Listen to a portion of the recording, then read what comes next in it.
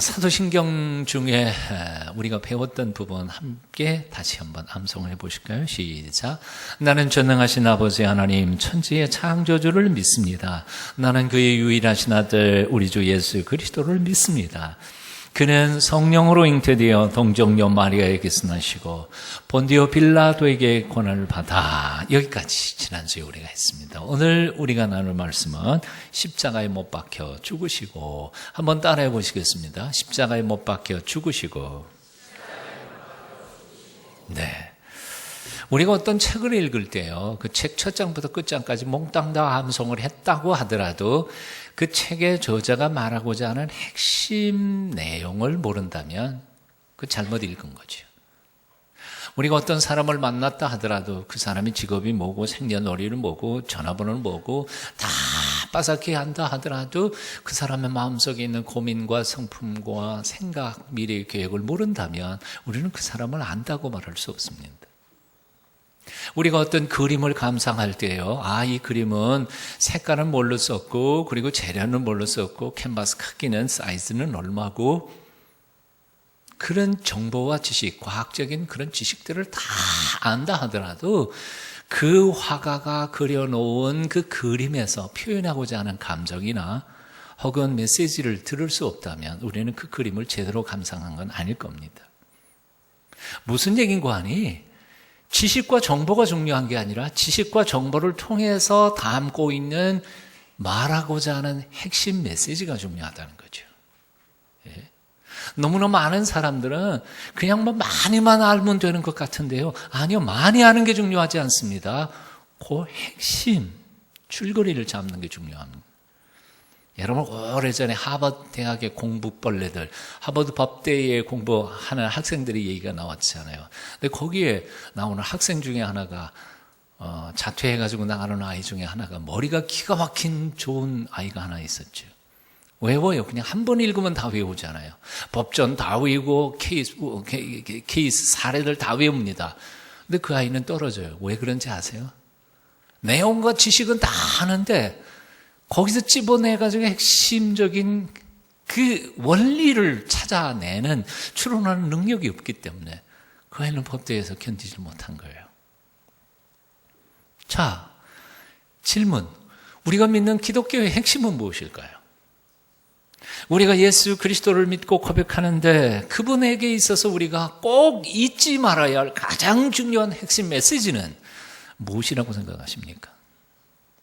어떤 사람들은 예수님의 가르침이나 교훈이 핵심이라고 생각하는 사람들이 있습니다. 그래서 그들은 열심히 예수님의 가르침과 교훈을 배우고 익혀서 지혜로운 사람이 되려고 노력합니다.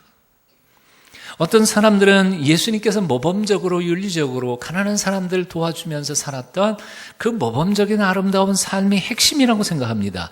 그래서 그분의 사신 모습을 가만히 살펴보고 묵상하면서 자기도 닮아서 예수님처럼 살려고 노력합니다.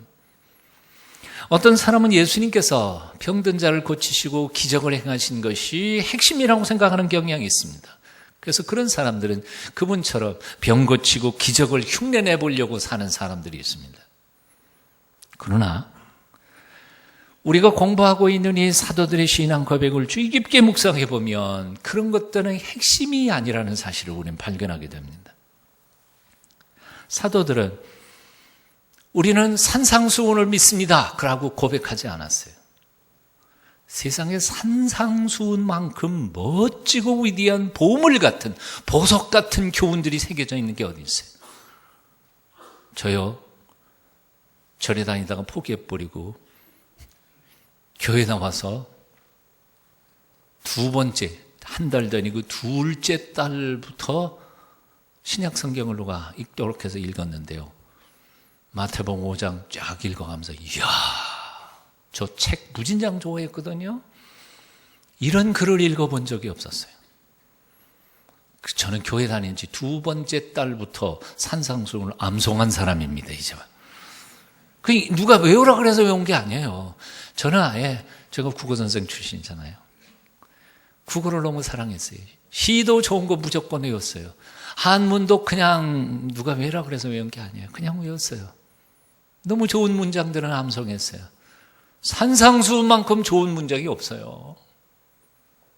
왜라 그래서 성경 요절 암성이라는 게 있는 줄 몰랐어요. 근데 그냥 너무너무 좋아서 심령이 가난한 자는 복이 있나니 천국이 저희 것이며, 얼마나 좋은 말씀이에요.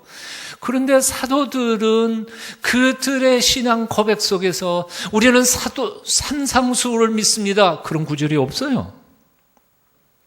우리는 나사로를 살리신 예수 그리스도의 부활의 능력을 믿습니다, 그런 구절도 없어요. 우리는 오병이어의 기적을 믿습니다, 그것도 없어요. 예수님께서 세상에 계실 때 보석 같은 귀한 교훈들을 많이 남겨놓으셨지만, 많은 기적과 역사들을 이루셨지만, 그 중에 하나도 사도들은 고백하지 않은 채 그들은 다만 이렇게 고백하고 있습니다. 우리 예수님은 본디오 빌라도에게 고난을 받으시고 십자가에 못 박혀 죽으셨음을 믿습니다, 이렇게 고백하고 있더라는 거지. 즉 다시 말하면 예수님의 교훈과 가르침과 그의 행하신 기적과 위대한 행적이 모두 다 위대하고 귀한 것이지만, 그러나 그것들이 예수님의 생의 핵심은 아니었단 말입니다. 예수님의 생애에서 다른 것은 다 없어도 되지만 결코 없어서는 안 될 가장 중요한 핵심 메시지는 십자가의 죽음과 부활이라는 겁니다. 성자 예수 그리스도에 대한 사도들의 신앙 고백 중에 가장 중요한 핵심은 예수 그리스도의 십자가의 죽으심과 부활입니다. 예수님 그 어떤 위대한 교훈과 비교할 수 없이 높은 윤리를 가르치셨지만, 그렇다고 단순한 도덕적 스승은 아니셨습니다. 예수님은 세상 어느 누구보다도 가난하고 연약한 이들을 돕고 사셨지만, 단순한 사회복지사나 혹은 자선사업가는 아니셨습니다. 예수님은 역사상 그 누구보다도 권력에 눌려 사는 약한 민초들과 민중들을 살피시고 그리고 위하셨지만, 그럼에도 불구하고 그분은 단순한 민중운동가거나 아니면 정치적 혁명가는 더더욱 아니셨습니다. 예수님의 생애의 가장 중요한 핵심은 십자가였습니다.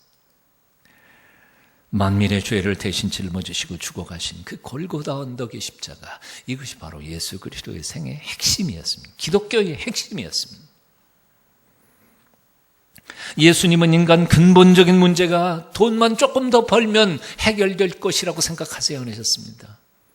돈만 조금만 더 벌면 인생의 문제가 해결될 것이라고 생각하는 사람들 누구예요? 사업가들이시고 경제학자들이고요.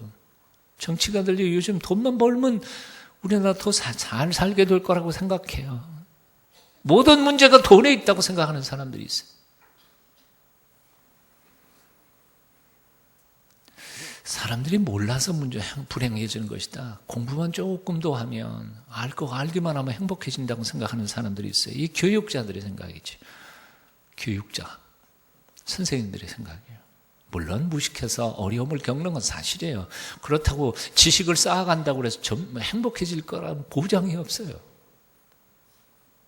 사람을 똑똑하게 만들어 놓으니까 똑똑한 사기꾼 만들어요. 전혀 행복해지지가 않아요. 대한민국의 범죄자들 좋은 대학 나오고 유학 갔다 오고 권력 쥐고 모두 다 그렇다는 거 아니에요.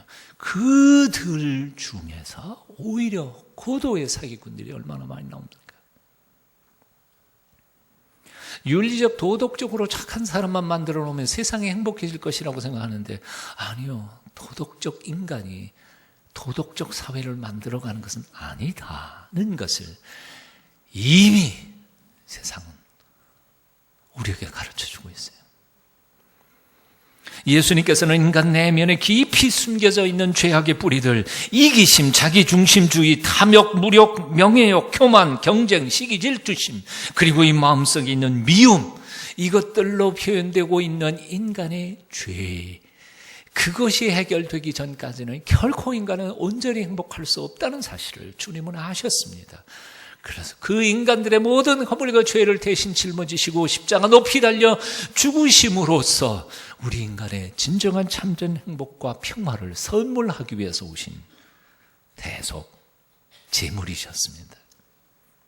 예수 그리스도는 누구이십니까? 바로 당신을 믿고 나오는 모든 이들의 죄를 용서해 주시는 용서의 하나님이십니다. 주님은 당신의 죽으심으로 얻으신 영생의 선물을 모든 믿는 자에게 거저 주시기를 기뻐하시는 생명의 주인이십니다. 믿으십니까? 핵심, 기독교 복음의 핵심이 바로 이거예요. 엉뚱한 거 찾지 말아요. 이런 거 오해하지 마십시오. 복지사역 안 해도 된다는 말이 아닙니다. 정의로운 사회 만들지 않아도 된다는 말이 아닙니다. 핵심은 십자가라는 거예요. 개혁도 십자가의 원리로. 다른 가난한 사람들을 돕는 복지도 십자가의 사랑으로부터 출발되지 않는 한 금방 변질될 수밖에 없다는 겁니다. 글 하나 짧지만 좀 읽어드리겠습니다. 한 사람이 꿈속에서 하나님의 심판대 앞에 서게 되었습니다. 거대한 평균 저울이 하나 놓여 있었고 한쪽에는 천사들이 그가 행한 선행을 올려놓고 또 다른 한쪽에는 마귀들이 그가 행한 악한 일들을 쌓아놓고 있었습니다. 그는 제법 선한 일을 많이 한 사람이어서 천사들은 계속해서 선행을 쌓아놓고 있었습니다. 하지만 마귀들도 여전히 똑같이 악행들을 쌓아놓고 있었습니다. 다음 순간 더 이상 천사들이 올려놓을 수 있는 선행이 없다는 사실을 깨닫습니다. 그런데도 마귀들은 계속해서 악행을 쌓아놓고 있었습니다. 점점 악행 쪽으로 기울어져 가고 있었습니다. 더 이상 희망이 없어 보이는 그 순간에 그는 울부짖었습니다. 오 주님, 저를 불쌍히 여기소서. 그 순간 선행을 올려놓는 쪽에 있던 천사들이 와서 3개의 피 묻은 못 그 위에 올려놓았습니다. 아무리 봐도 그 못들은 별로 무거워 보이지 않았습니다. 그래서 이제는 꼼짝없이 지옥으로 갈 수밖에 없다고 절망하고 있었습니다. 그런데 웬일입니까? 저울 위에 그 못 3개가 놓여지자 저울은 선행적으로 완전히 기울어져 버렸습니다. 그리고는 마귀들이 그 위에 무엇을 올려든지 상관없이 저울은 꼼짝도 하지 않았습니다. 그 3개의 못은 바로 십자가 위에서 우리들의 허물과 죄를 짊어지고 죽으신 예수 그리스도의 손과 발에 박혔던 그 못들이었습니다. 아멘 하는 사람이 하나도 없네요. 저는 글들을 얼마나 잘 쓰는지 몰라요. 가만히 묵상하면서 읽다가 보니까 너무 은혜가 되더라고요. 십자가의 능력, 보혈의 능력, 우리들의 어떠한 허물과 죄까지도 다 용서하기로 작정하시고 아들을 죽이신 십자가, 그것은 하나님 아버지의 사랑의 표지입니다. 하나님이 나를 그렇게 사랑했다는 표, 그렇게 사랑했다는 표. 십자가 앞에서 우리는 얽어매었던 모든 죄의 사슬은 완전히 끊어져 버립니다. 십자가 앞에서 우리는 온전한 해방을 맛볼 수 있습니다. 십자가에서 흘리신 예수님의 보혈은 놀라운 속죄의 능력이 있습니다. 그래서 우리의 모든 허물과 죄를 씻고도 남음이 있습니다. 십자가의 보혈의 능력이 우리를 자유케 합니다. 그래서 이제는 더 이상 어떤 마귀도, 어떤 사탄도, 어떤 죄도 우리를 지옥으로 끌어갈 수 없습니다. 믿으십니까? 이거 믿어야죠. 이게 바로 기독교 신앙의 핵심이에요. 복잡한 얘기 하나도 없어요. 죄에서 자유를 얻게 하면 보혈의 능력, 주의 보혈. 시험을 이기고 승리하니 참 놀라운 능력이로다. 주의 보혈 능력이 또다. 주의 피 믿으오. 주의 보혈 그 어린 양의 매우 귀중한 피로다. 제가 너무 좋아하는 찬송가 149장에 보면 이런 찬양이 있습니다. 주 달려 죽은 십자가 우리가 생각할 때에 세상에 속한 욕심을 헛된 줄 알고 버리네. 죽으신 구주밖에는 자랑을 말게 하소서. 보혈의 공로 힘입어 교만한 마음을 버리네. 못 박힌 손 봐보니 큰 자비 나타내셨네.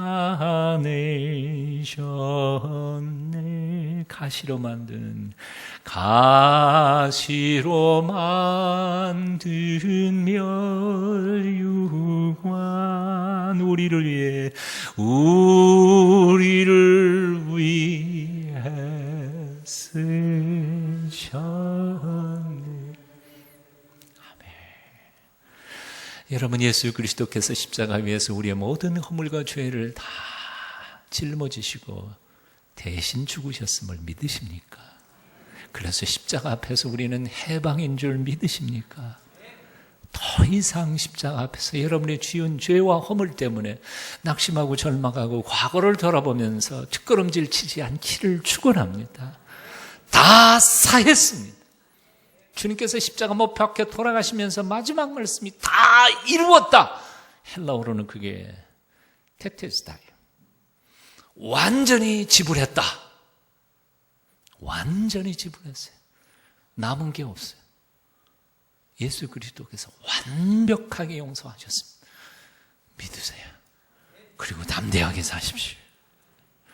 사실 2000년 전 그 당시에 십자가는 그렇게 영광스러운 물건이 아니었습니다. 영광스럽기는커녕 수치와 부끄러움의 상징이었고 엄청난 고통의 자리였습니다. 십자가는 보통 사람들에게는 결코 부과되지 않는 형벌이었습니다. 노예나 아주 흉악한 범죄나 그런 사람들만 십자가에 달렸습니다.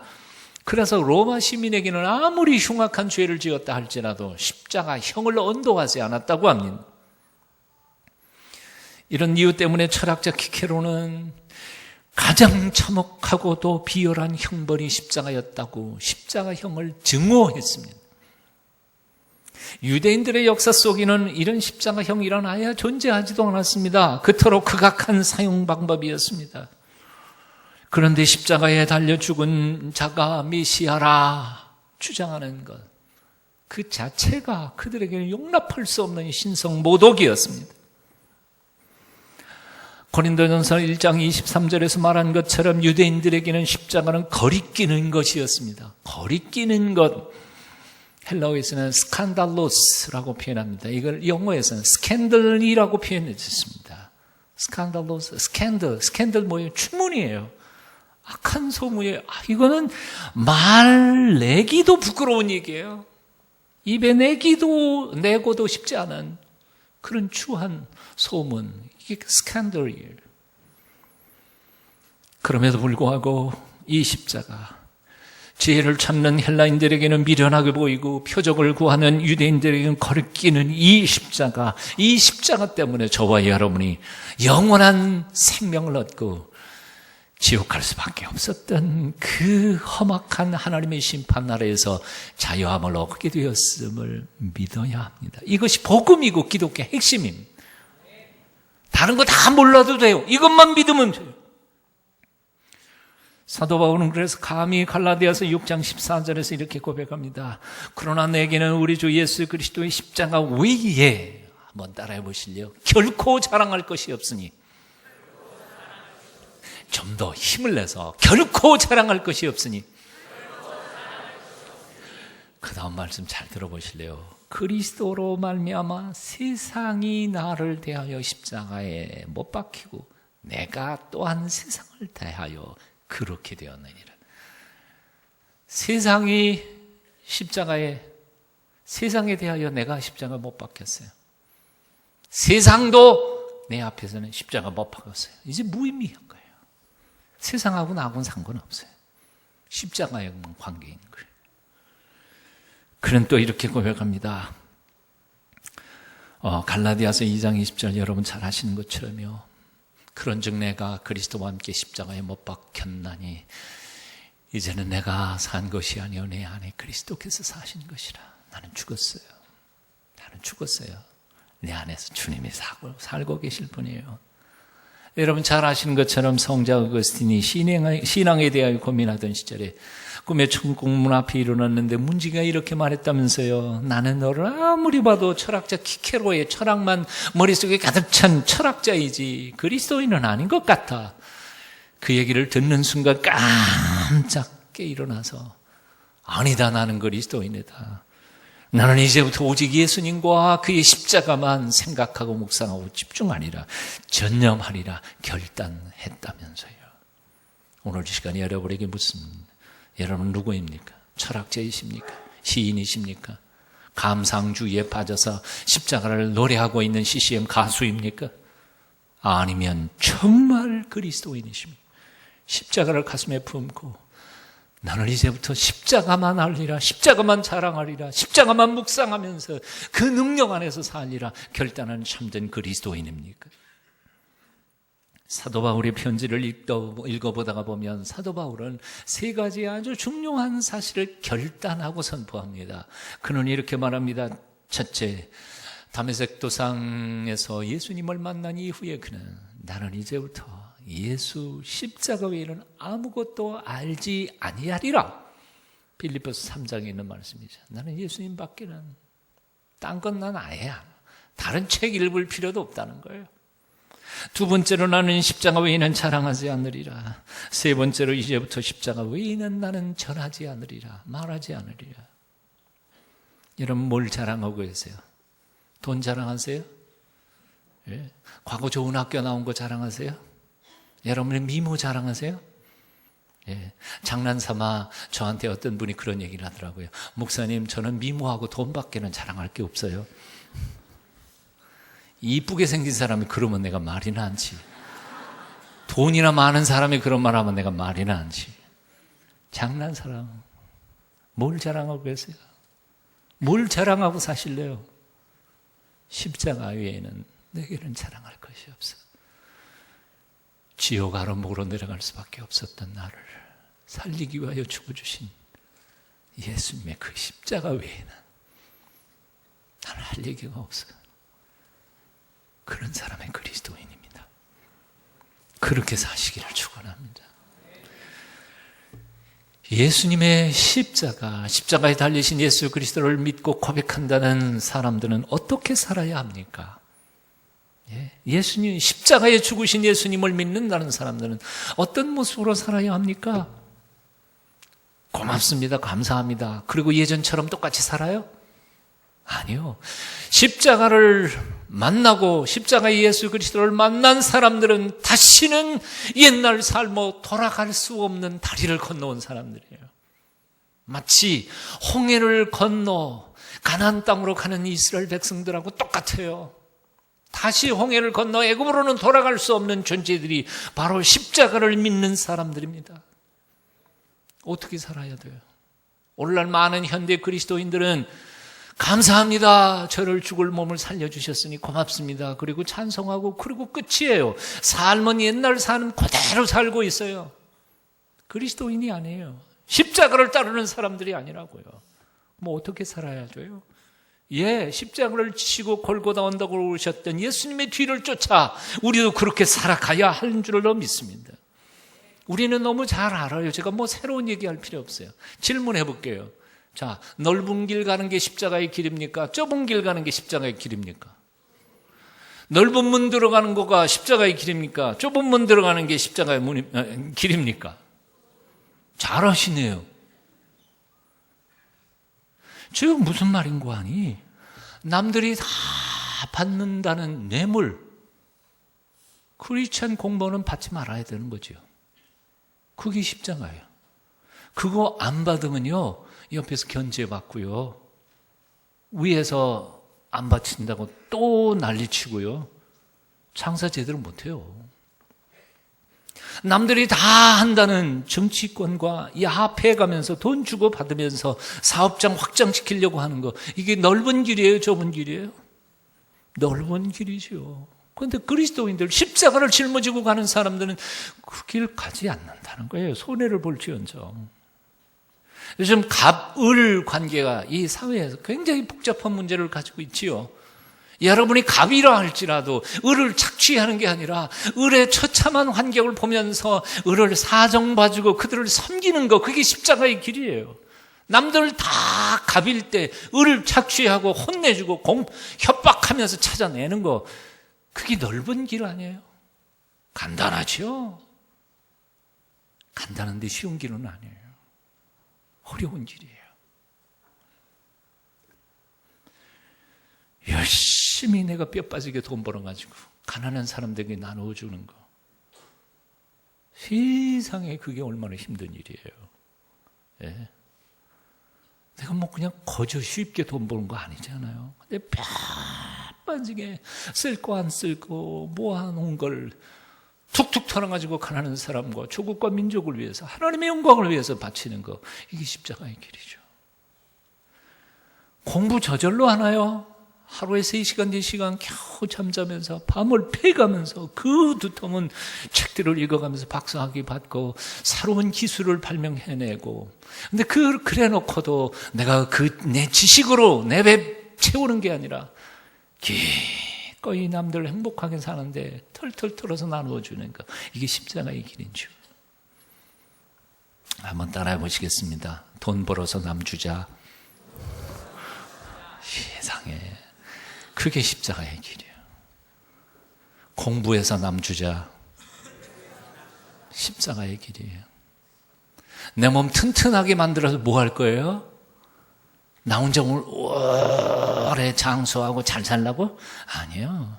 내 몸 튼튼해졌으니까 그 튼튼한 몸 가지고 남에게 봉사하는 거예요.